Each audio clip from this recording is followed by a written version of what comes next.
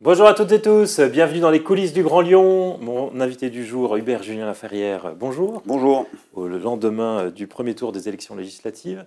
Alors, comment vous regardez les résultats d'hier? Est-ce que vous vous dites déjà, à titre personnel, cette fois j'ai choisi la bonne étiquette, il valait mieux être NUPES que La République En Marche? Je me dis, mais ça je me le dis depuis 3 ans, que j'ai bien fait de quitter cette majorité et de rester fidèle aux convictions de gauche qui m'ont toujours animé depuis une trentaine d'années. Ce n'est pas moi qui est varié, c'est vraiment cette majorité, ce gouvernement qui avait fait tant de promesses en 2017 et qui ont complètement viré à droite, et en plus dans un déni de la promesse climatique, de la promesse sociale, de la promesse démocratique. Et d'ailleurs, beaucoup d'électeurs de gauche qui avaient voté Macron en 2017 ne s'y sont pas trompés, puisqu'ils n'ont pas voté Macron cette fois. Voilà, donc moi je suis évidemment tout à fait à l'aise depuis 3 ans. Je me suis opposé à la politique du gouvernement, à la politique de Gérald Darmanin. On est allé ensemble avec beaucoup de députés à Calais lorsqu'il a pris un arrêté pour empêcher des associations de donner à manger et à boire aux exilés à Calais. Voilà, donc aujourd'hui je suis effectivement, comme depuis que je fais de la politique, en soutien et en animation d'une alliance de la gauche et des écologistes. Alors, la clé du deuxième tour pour vous, ça va être le report des voix à gauche, avec notamment le très bon score de Raphaël Arnault, le candidat du NPA, on n'attendait pas aussi haut, qui est à 6,8.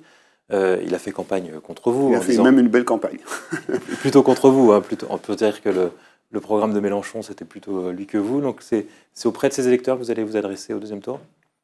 Écoutez, il y avait un appel au rassemblement de la gauche et des écologistes dès le premier tour. Après, c'est une richesse de notre vie démocratique d'avoir 2 tours et de permettre effectivement au premier tour qu'il y ait l'offre politique la plus large possible qui satisfasse le maximum de nos concitoyennes et concitoyens. C'est très bien.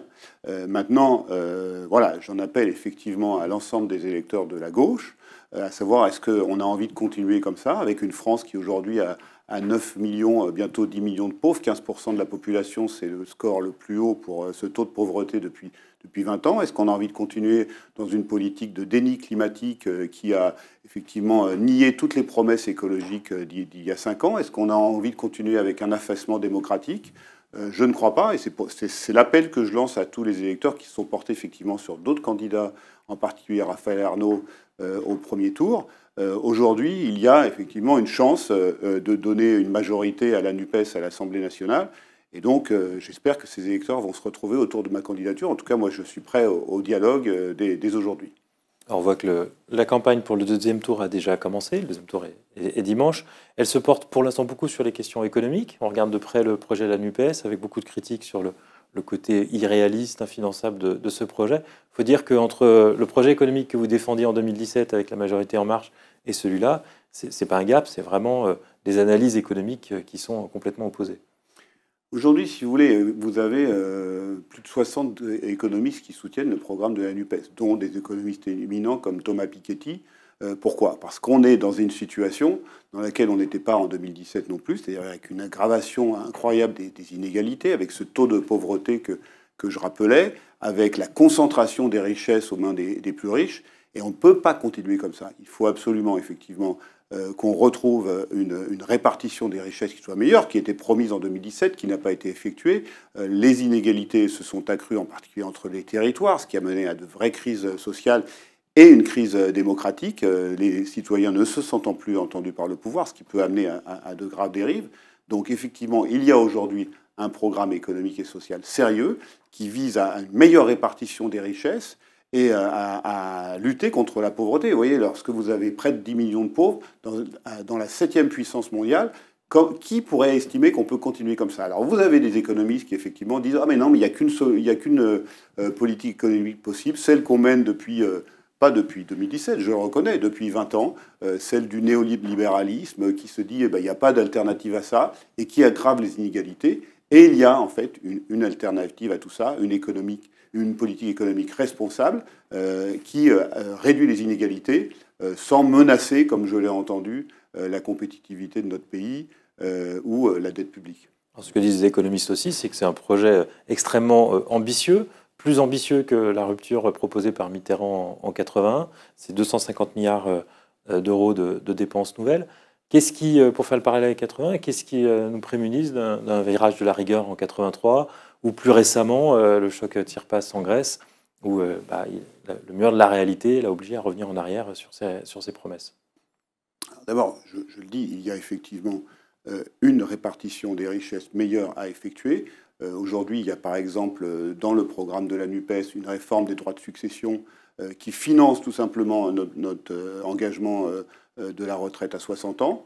Si on va taxer sur les très hautes successions, je ne parle pas des petites successions, sur les très hautes successions, ça finance le programme de retraite à 60 ans. On pourrait multiplier si ces fortunes restent en France. Si on rétablit un impôt sur la fortune climatique, c'est-à-dire qui effectivement permet à la fois d'allier la réduction des inégalités et la protection du climat et de la biodiversité, on arrive aussi à des économies. Et puis, il y a effectivement des dépenses qui sont des dépenses d'investissement, parce que lorsque vous réduisez les inégalités, lorsque vous redonnez du pouvoir d'achat aux plus pauvres, ils consomment. Ils consomment, et donc ça va dans l'économie nationale, et donc ça permet effectivement de créer de l'emploi, de créer de la richesse. Et c'est, si vous voulez, c'est pas un cercle vicieux, mais c'est bien au contraire un cercle vertueux pour l'économie. Quand vous donnez plus aux riches, ils épargnent, ils mettent à l'étranger. Quand vous donnez plus aux personnes modestes, déjà vous leur permettez de vivre, et je les ai rencontrés moi pendant cette campagne, à la Duchère, au Vergoing ou ailleurs, des personnes qui gagnent moins de 1 000 euros, qui n'arrivent plus à boucler les fins de mois. Ceux-là, il faut leur redonner du pouvoir d'achat, il faut leur redonner du pouvoir de vivre, et c'est à la fois une obligation pour qu'elles retrouvent la dignité. Et c'est en même temps, effectivement, ça génère, redonner du pouvoir d'achat, ça génère de la création de richesses. C'est pour nos TPE, nos PME, évidemment, plus de clients. Ça contribue à développer leur activité économique et à créer de l'emploi. Vous venez de faire une belle défense de la politique de la demande, c'est-à-dire donner du pouvoir d'achat aux gens pour qu'ils dépensent. Alors, il y a 5 ans, vous défendiez plutôt la politique de l'offre, c'est-à-dire aider les entreprises à créer de l'économie et puis ensuite ça ruisselle sur tout le monde. Et puis dans la campagne de la présidentielle, vous défendiez là au contraire la décroissance avec Delphine Batho. C'est quand même pas évident à suivre. Alors, il y a 5 ans, il y avait effectivement une politique de l'offre, mais il y avait surtout une forte réduction des inégalités qui n'a pas été effectuée.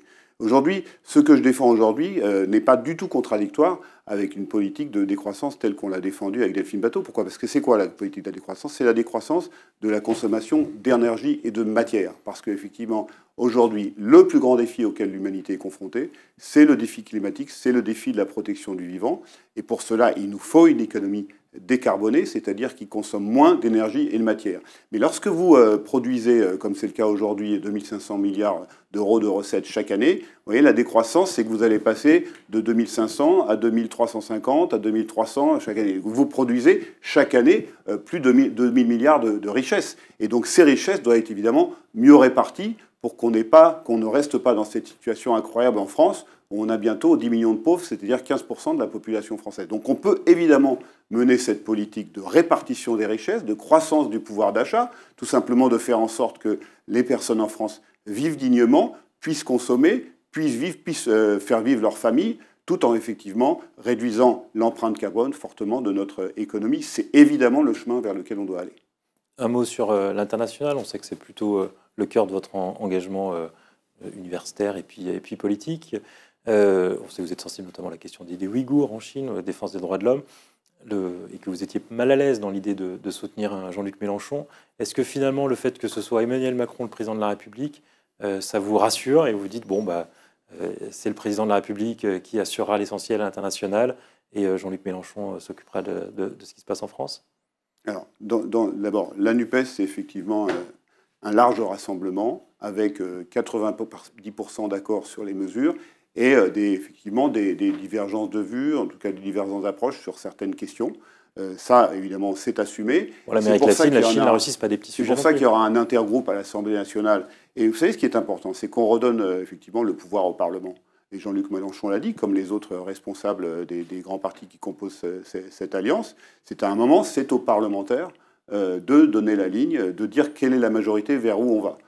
Voilà, donc il y aura effectivement des discussions. Et puis, de toute façon, l'ensemble des responsables de la NUPES, Jean-Luc Mélenchon en tête, l'ont dit, sur l'international, évidemment, qu'ils travailleront avec le président de la République, parce qu'il ne peut pas y avoir de crise au sommet de l'État lorsqu'on parle au nom de la France à l'étranger. Mais sur la question européenne, par exemple, aujourd'hui, on n'est pas si éloigné que ce qui a été dit. Lorsqu'on voit bien qu'aujourd'hui, nos citoyens se détournent de l'Europe parce qu'ils ont l'impression qu'on a une Europe technocratique qui n'agit pas ni pour le climat, ni pour la réduction des inégalités. C'est ça aujourd'hui que dit la NUPES. Et donc ça veut dire qu'aujourd'hui, il nous faut une Europe qui soit plus proche des citoyens. Et donc, lorsqu'on parle de désobéissance au traité, ça fait 20 ans qu'on désobéit, par exemple, au traité de Maastricht sur la réduction du déficit public ou de la dette publique. Et c'est heureux, parce qu'en fait, si on avait obéi au traité, eh bien, on aurait une politique d'austérité encore pire que ce qu'on connaît aujourd'hui. Et en réalité, ce n'est pas l'Europe qu'on aide dans ce cas-là. Parce que si les Français se détournent de l'Europe, on ne construit pas l'Europe. Ce que vous dites, c'est que finalement, Mélenchon promet la rupture sur la politique européenne, mais ce ne sera pas une vraie rupture, c'est finalement la continuité de ce qui se fait depuis 20 ans. On a complètement caricaturé le programme de la NUPES en disant on va sortir de l'Europe. Personne ne dit qu'il faut sortir de l'Europe. Tout le monde dit qu'il faut une Europe plus sociale, plus écologique, qui permette un mieux-disant social et écologique. Et c'est comme ça qu'on construit l'Europe. Parce que s'il n'y a pas d'adhésion des citoyens, on ne construit pas l'Europe. Vous avez dit tout à l'heure qu'il fallait revaloriser le rôle du Parlement. Pour l'instant, les projections vous donnent plutôt dans la minorité, mais peut-être que Emmanuel Macron n'aurait pas de majorité à lui seul. Est-ce que, si vous êtes élu député dimanche prochain, vous pourriez porter sur certains sujets votre voix à des projets portés par Emmanuel Macron, ou vous serez dans une logique d'opposition systématique? Écoutez, moi, j'ai assez défendu la revalorisation du rôle du Parlement. Les parlementaires, ils doivent être utiles. Donc on ne va pas jouer les apprentis sorciers. Si Emmanuel Macron n'a pas de majorité, eh bien, il faudra qu'il aille la trouver ailleurs, projet par projet, projet de loi par projet de loi.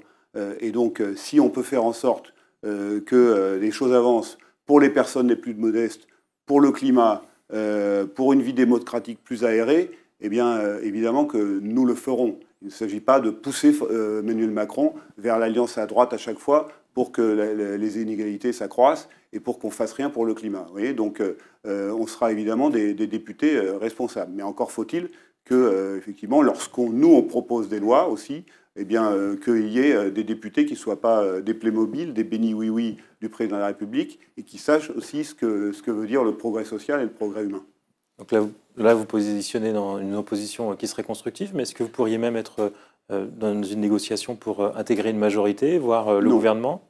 Non, absolument pas. Moi, j'ai assez combattu Emmanuel Macron et la politique de gouvernement depuis 3 ans pour imaginer une seule seconde cela. Ce que je dis simplement, c'est que quand on est dans une configuration où un gouvernement n'a pas de majorité absolue et qui doit forcément aller chercher des majorités au Parlement, eh bien, il n'y a pas de raison que des députés qui prônent effectivement la réduction des inégalités et le progrès écologique, eh bien, à un moment, contribuent à être utiles, tout simplement, parce qu'on n'est pas là que pour s'opposer, que pour faire des grands discours à l'Assemblée et ne pas faire avancer les choses. Donc voilà, mais il faudra juger cas par cas. Hubert Julien Laferrière, je vous remercie. Merci à vous. Et moi, je vous dis à demain pour une nouvelle émission des coulisses du Grand Lyon.